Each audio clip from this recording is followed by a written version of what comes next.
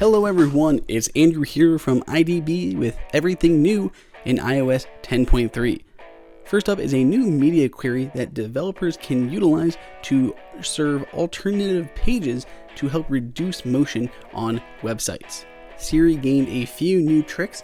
Notably, you can now ask for the cricket scores for the Indian Premier League, which Siri will rightly provide to you, as well as to the International Cricket Council. So if you are a cricket player, there are now new scoring options built into Siri for you. If we look inside of the Maps application, on the bottom right hand corner there was always a little weather gauge there. Well, now that is actually able to be 3D touched, and it'll open up the hour by hour forecast for you. And of course, jumping into that will take you directly to the Maps application. Aside from those cricket scores we looked at, Siri also has some new skills, as in it can now help you pay your bills. You can also utilize Siri to check on the status of a payment. Of course, right now, because this is pre-release, it'll tell you just to open those different apps to find that information, but you'll be able to check on the status of payments, and you can even schedule ride-sharing stuff for the future. So I could schedule an Uber for tomorrow. It'll ask me what type of Uber I would prefer.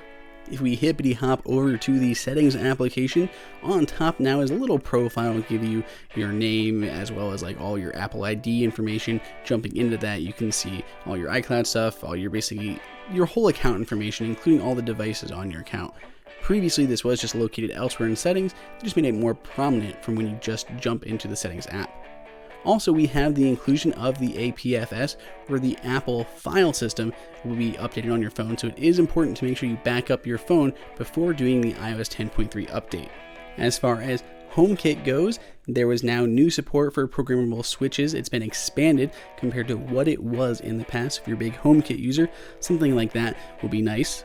The first-party Apple Podcast app, design-wise it's still the same, but it now has a 3D touch widget that you can include here on your lock screen or inside of the notification center widget view with all the other widgets. Apple is also looking to get some of your feedback to help increase the performance of iCloud, so you can share iCloud analytics with Apple. It's of course obviously anonymized and all that, but it will allow them to help make those things better, and you can opt in or out of that program.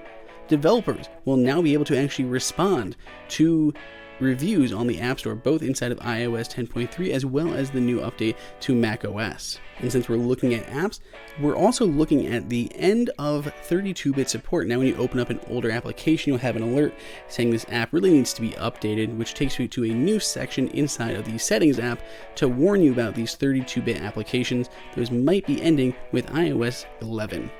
One of my favorite new features inside of iOS 10.3, which may be a favorite for anyone with AirPods out there, is inside of the Find My iPhone application, you can actually use it to find your AirPods. That's right, so this was kind of a third-party application that someone had released on the App Store. Apple kind of maybe borrowed that idea, maybe had it first, I don't know, but they baked it into the Find My iPhone app. So if you scroll down your list of devices, you will see I have Andrew's AirPods here, and when I select them, it'll pull them up on the map at last time they were connected and where that location was. So it does tell me, oh, this is an older location because they haven't been connected since yesterday, but I am able to hit this play sound button. It'll start searching for those AirPods. If it finds them within a Bluetooth distance of you, it'll start playing a noise.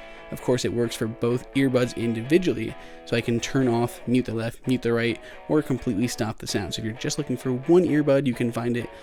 Really nice little feature here if you have AirPods and are worried about losing them.